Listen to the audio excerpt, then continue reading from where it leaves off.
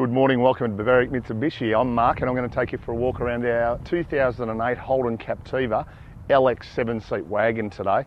It's going to give you a really good idea of the quality of this example. We'll start off at the front of the car. Notice it's fitted with a little nudge bar. Do have the facility there to mount driving lights if needed. The really important thing to note, have a look at the bonnet and the front bumper and everything. Hardly a mark to be seen. The Juco just presents really well. You know, if I want to be super particular, a minor mark that I can only just see there in the front guard, which would probably polish out anyway, is fitted with factory 18-inch alloy wheels. You notice the alloys totally unscuffed. Good tread on the tyres on the front. We do have our indicators fitted in the exterior mirrors on the Captiva. Side steps in the LX as standard. And once again, have a look at the Juco coming down the driver's side, really impressive. Does have the roof rails as well mounted on the roof. We can fit roof racks across if we need to. Moving towards the rear right alloys in very good order as well, not a mark on it. And then we come around to the rear of the car and a lot of things, once again, consistent and impressive.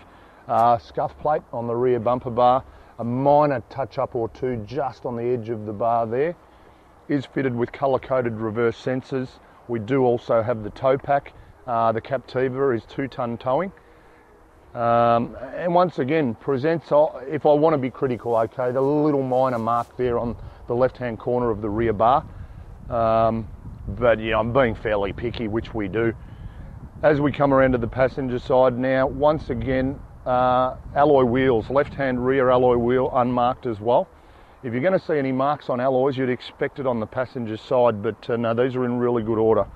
Looking at the front left, a very minor little scratch on the front left, but once again, I'm being fairly picky because overall, as you can see, the exterior of this car, for something that's approaching 6 years old, has been really well looked after. Moving under the bonnet of the Captiva now, a lot to like about, number one, the performance, but also the economy that goes with it. Is fitted with a 3.2 litre V6 motor, so you're going to actually get a fair bit of power out of this car. 169 kilowatts of power, 297 newton metres of torque. So as we mentioned with the 2-ton towing, it's going to do any towing that you need it to do nice and easy. At the same time, if you've got it full of occupants, 7 passengers, well, 6 and a driver, it's certainly going to cope with it. At the same time, being a V6, 11.5 litres combined per 100 Ks. So it's actually really good economy for a V6 motor. You know, that's going to get you in excess of 565 Ks to a tank of fuel. So, yeah, compelling information, really. Back around to the tailgate now, nice clear tail lights there. Also, we do have our brake light mounted in the top of the tailgate. We can release just the rear window just off our remote on our key. 2 factory keys as well, very important. So that's one way to access into the third row. We've got all the seats folded down, which I'll go through in detail in a moment. We just close that door up and then just our handle on our tailgate, lift it up out of our way.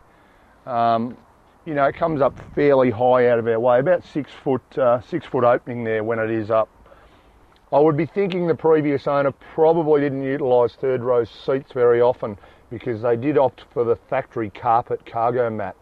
So what we'll do, just to demonstrate what flexibility we've got in this car, we'll just take the factory mat out just for the purposes of going through the rear area. At the moment set up as a 5-seater, really smart design in the Captiva. Reach in, grab the handle on that third row seat, lock it into position, headrest up into position, away we go. The really good thing about it, they are split third row seats, so you can turn it into a 6-seater or 7-seater if need be. Once again, as you see, when they're in the down position, really good storage area, completely flat. Also have a little cargo net just tucked in there, never been out of the packet since factory, which we can just hook up in the rear here to our little lugs. Just in the event we've got a bit of shopping that we want to just keep secure in the back of the car. And then also another little storage area in the back there. Just all of our tools and jack all wrapped up to stop them rattling around. So So we're on the inside of the Captiva now, and we'll start on the driver's armrest just to run through all the different features in the car. Have all of our power window switches just located in a nice accessible spot on the armrest, something to hold onto to close the doors there. Just up above that, below the air conditioning vent, we've got our little button here that we can just pop out and then turn. That's just to illuminate or brighten the lights on the dashboard at night. And then our power mirror switches just on here, just flick between left and right to alter their positioning. Notice on our indicators we've got all our headlights switch, and they are auto headlights, so they will detect darkness and automatically turn themselves on. Our leather wrap steering wheel is fully adjustable, tilt and reach adjustable. Then a simple matter of just bringing our lever back up into the lock position, and away we go. Also on our steering wheel we've got all our factory buttons for our cruise control, and then all of our audio controls here. So switch between AM, FM or CD. Just manually turn the stereo on or off. This button will seek between tracks or channels, and then tucked just behind are our volume buttons as well. So it can control everything music wise without actually taking our eyes off the road. Moving into the centre console section now, right up the top here we do have a little storage compartment there, quite deep, so you can store plenty of things in it. Also directly in front of that a speaker in the middle of the dash at the top. And then down below that, all of our settings for our climate control air conditioning. We've got it set to low at the moment. Our outside temperature is 20. We do have it running, but hardly audible, the fan itself. Also do have a little trip computer here which feeds us information about what the car's doing. Gives us a distance to empty, and we can actually flick through average mileage. Also gives us the current fuel consumption, obviously city cycle at the moment. So it feeds us a little bit of information about what the car's doing.